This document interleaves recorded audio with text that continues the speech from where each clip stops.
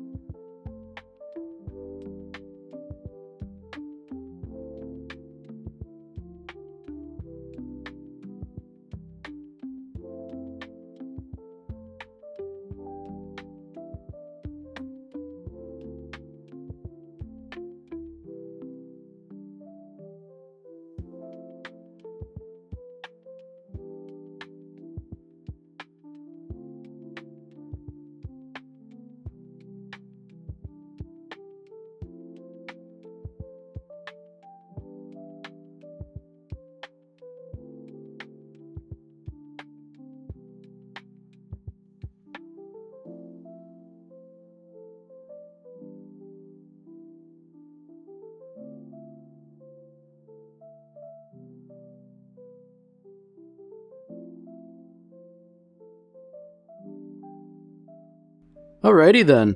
Last we left off, Hideki was lent a DVD player by which he could play video games, and he essentially got sucked into World of Warcraft. You know, things were interesting for a while, trying to find Chi within the game, but then, it's kind of bizarre. She sort of appeared out of nowhere and saved everyone's bacon, but, she had no real recollection, so it's kind of bizarre. It might be the computer doing things that she doesn't realize. However, this episode, in grand defiance of staying inside playing video games, appears to be all about the beach, which, it brings its own issues with it. In no small part because Hideki doesn't seem to be improving academically. And maybe a little vacation is what he needs, a little rest and relaxation. However, going to the beach with Chi and all that, I don't know. I feel like she might not quite have the social awareness to navigate the beach unaided. The bathhouse was a challenge, and I don't know, a similar presence might cause similar behaviors which are not suitable for the beach.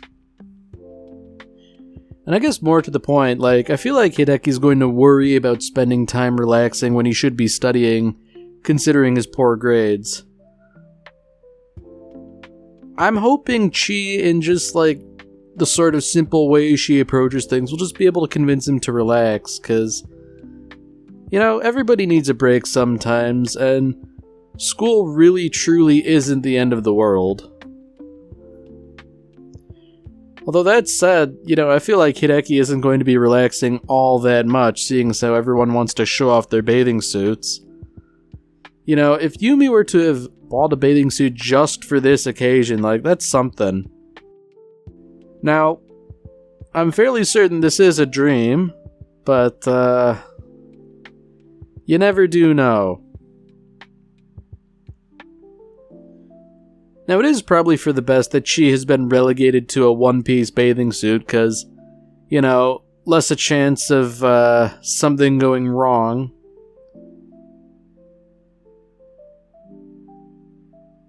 Okay.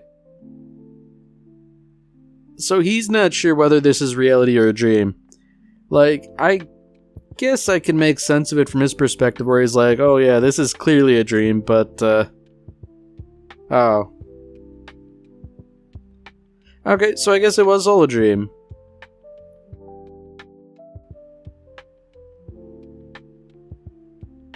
That's kind of confusing that he dreams about, the beach and all that, and he just sort of agrees to, go on a vacation. And I guess more to the point, a 3-day vacation too. That's something, personally, I'm not someone who, is enamored with the beach. I feel like a one-day excursion is probably good. You know, you can sort of exhaust all the activities in one day. Alright, so that's the same bathing suit, so I'm wondering... Like, was that just a vision of the future, or what? Like... I don't know, maybe Hideki just has a spot-on imagination.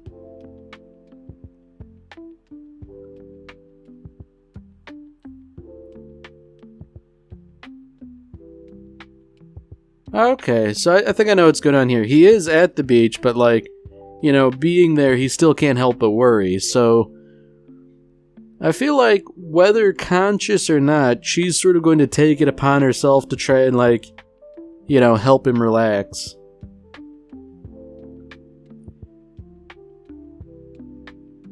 So I feel like, you know, despite the faux pas saying good evening when it's clearly early afternoon, like, you know, I feel like she can get along and interact without much trouble, you know?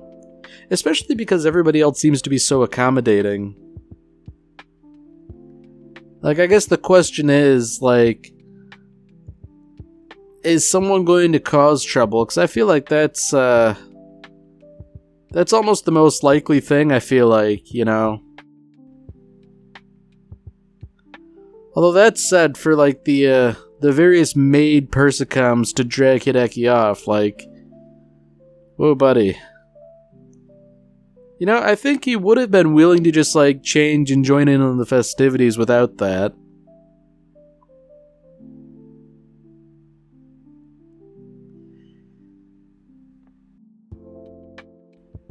So I guess Chi's gonna learn about the ocean now and, you know, what that means and all the little critters that lurk down there. I wonder if there's gonna be, like, a little encounter with a shark or something, or, like, a brief scare. 'Cause, like, you know, it's not that the ocean is, like, exceedingly dangerous, but, you know, it can often get very deep or, you know, hide critters. I don't know, I feel like maybe warning Chi up front's like, you know, hey, like, watch out, like, that might be a good idea. Although, it occurs to me, is Chi buoyant? I feel like she wouldn't be, considering what she's made of. I mean, like, she is waterproof based on one of the previous episodes. Oh, man, there's so many issues here, because, like, she's clearly not going to be buoyant, right? Like, she would just sink like a stone. But the water's also salt water. Like, that can't be good for her, right? Like, if normal water is fine, or at least not bad, like, salt water's gotta be bad, right? I mean, he's wondering about it, like, you know, is it good, is it bad? But, like, you know, just claiming a persicom's waterproof for everyday life, like, I feel like that doesn't include salt water. And, you know, something tells me we're not going to have an episode where it's, like, dealing with rust, you know? I mean, probably for the best, really, but... I guess at least it's a good thing that Hideki was considering the possibility. Ooh, Hideki. By telling everyone you can't swim, like, they're gonna make you do it now, dude. Like, they're gonna teach you.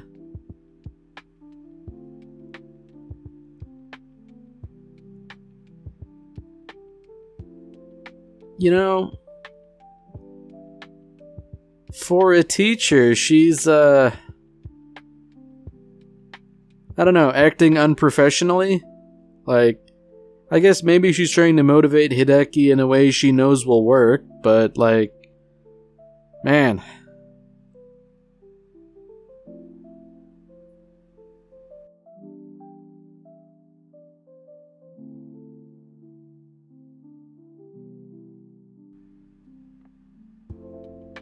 Oh, okay, so that's interesting. Like, despite this being the Persicom experts' essentially resort, like, it's not a private beach. You know, they just happen to be the only ones there. So I guess, can they expect visitors? Like, it seemed like they had their own sort of little cove here that wasn't necessarily publicly accessible, so... I don't know. It might be private property just by virtue of no one can access it. Ah, man, the guy wanted to sit and read. Don't drag him out into the water and all that stuff.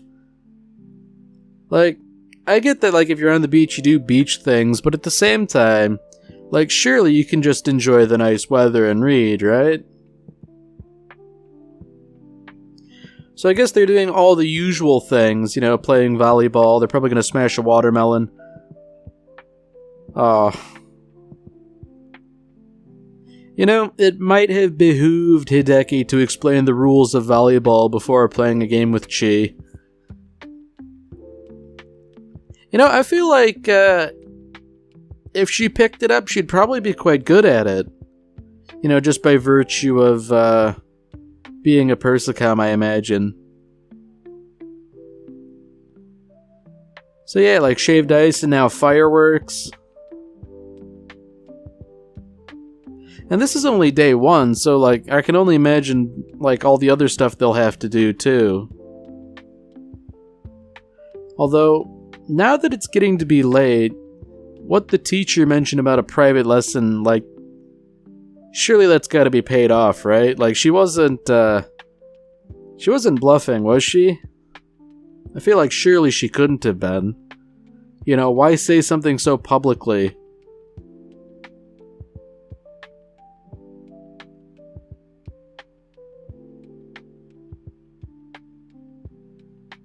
Okay, so like everybody's just playing like, you know, Go Fish or something in the common room. And now they're playing poker and Hideki just kinda, you know, wanders off. Like, I mean, she certainly was suggestive in how she mentioned that lesson, but I feel like it's not gonna be what he thinks it is. Like, she's probably actually gonna teach him. And, boy howdy, in his position I would be disappointed. Well, you know, I take that back. Maybe there is no need to be disappointed. She's wearing a very nice Yakuta. Or is it a yukata? Actually, I think it's a yukata. But, wow. Ooh, I bet Hideki feels really stupid now. It's an actual lesson. This is what you get for getting your hopes up and reading into things. Although that said, I feel like the teacher probably could have been a little bit more explicit on precisely what sort of a lesson it was.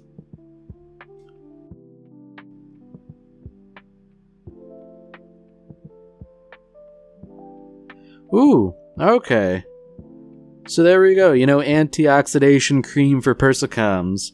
Yeah, like, because surely, like, the salt water is not going to do any good.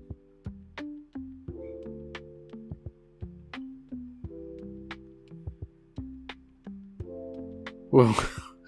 Oh, buddy. So it's preventative maintenance, but, like, you have to rub it all over the body. Oh, boy.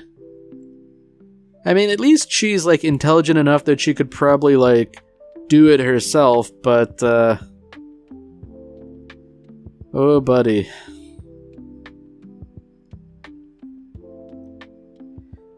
I mean, I guess Hideki's jumping at the chance to have her become self-sufficient, but I feel like, for someone who is so excited about a private lesson, he is overlooking the serendipity here. Oh, yeah, you know what?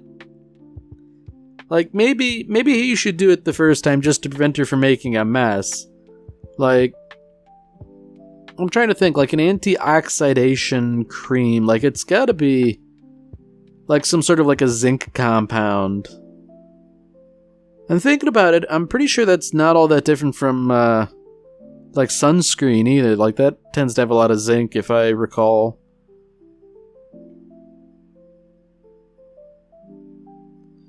I mean, the blue color was interesting, because, like, I feel like that would just sort of, like, leave Chi looking pretty weird for a little while, but, you know, no matter, I guess. It seems to have soaked in.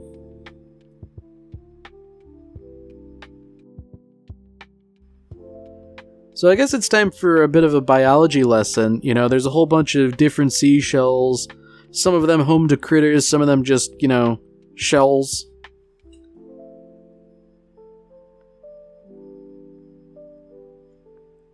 Man, like, you don't know what a hermit crab is, Hideki?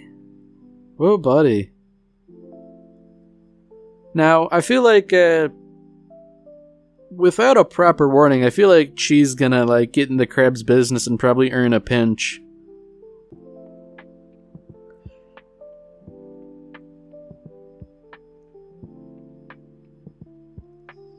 Yeah, like, she's got this habit of, like, picking up seaweed and things. I feel like she's gonna try and, like, find a shark or something. Or rather, happen to find one and pick it up. At least she's got a healthy curiosity for the natural world and all the little critters that live in it, Animals really are very fascinating in terms of just their sheer variety and all the cool things they do. Unfortunately, I don't think Hideki really has a comprehensive knowledge of them. So, I mean, like, they're finding, like, starfish and little, I guess, fiddler crabs or something. I mean, when you get down to it, like, crustaceans are pretty interesting creatures, too, because crabs have sort of, like, evolved independently several times. Like, not genetically related, either. Wow. So dolphins too, like I don't know if dolphins tend to hang out this close to land.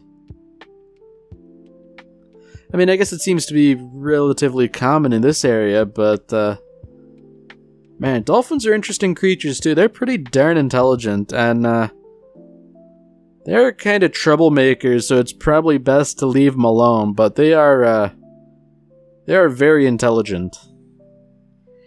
Kind of a pity that they don't really have, like, opposable thumbs or anything they can use to manipulate the environment.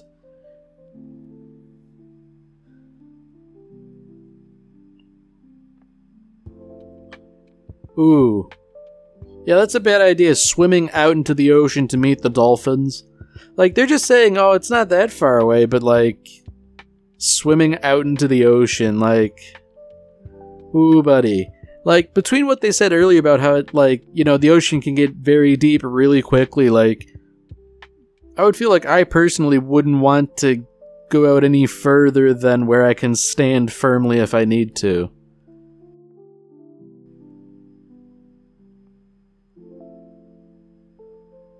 Yeah, I feel like the teacher should maybe, like, reassure him by saying, like, for all you know, we're on, like, a sandbar, and if you go out, like, 20 feet... there's a big, like, 50-foot drop-off and you can't touch the bottom, so, like, big trouble for you if you don't swim. Wow. So I guess, like, man, to have a boat, too, in addition to this resort, like, that's something. And it feels like if they're taking a boat to get out to see the dolphins and they're traveling this far, like, swimming out there was probably not a good idea.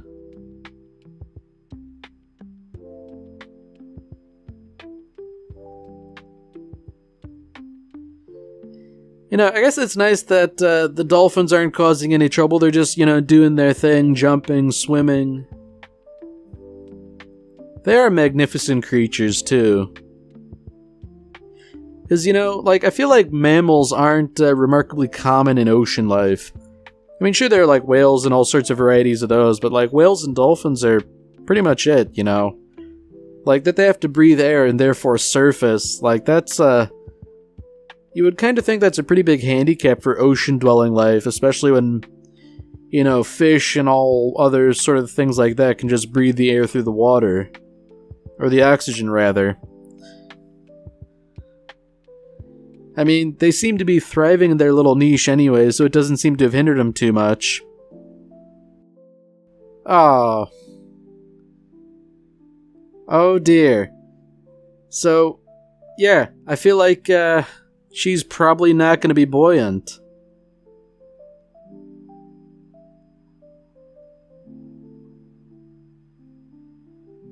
Oh boy. So I guess, whether or not he can swim, it's up to him now to just, dive in and save her. I feel like this is really bad situation to find oneself in, because, dragging a drowning person back to the surface is no easy thing to do. Like, even if she wouldn't resist, the fact that she's not buoyant is decidedly unhelpful. Man, good on Hideki for diving in right after her, but man, it's really nice of all his friends who can swim to, jump to the rescue too. Man, I feel like there's gonna have to be a real stern talking to about jumping off of boats in deep water. Wow. I think it's safe to assume that, people intervened to help everyone, but boy.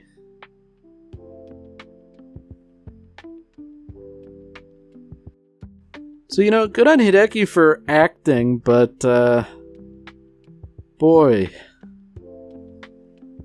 I really think there should be a bit of a stern talking to regarding boating etiquette. Maybe wearing, life jackets or something like that, if you can't swim.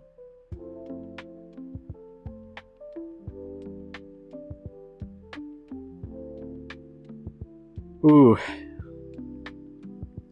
I guess good on Hideki for trying to reassure her, but maybe now is the time for anger. Don't jump off boats.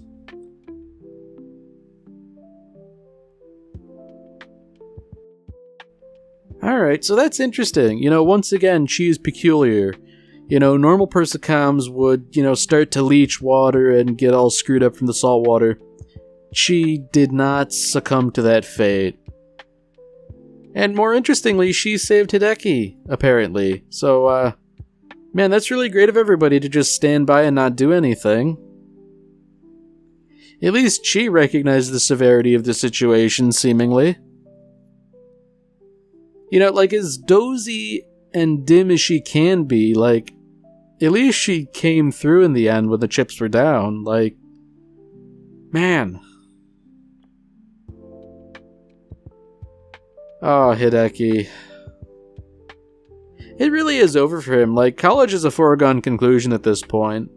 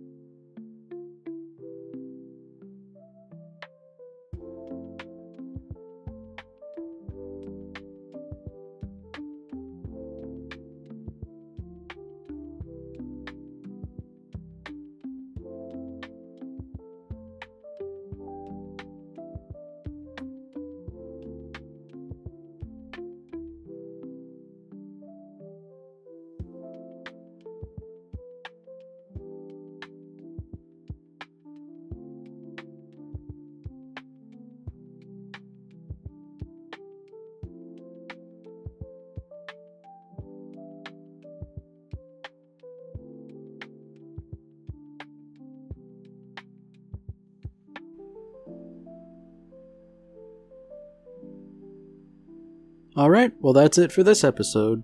If you've enjoyed it, then by all means, tune in for the next one. Merry Christmas, Space Cowboy.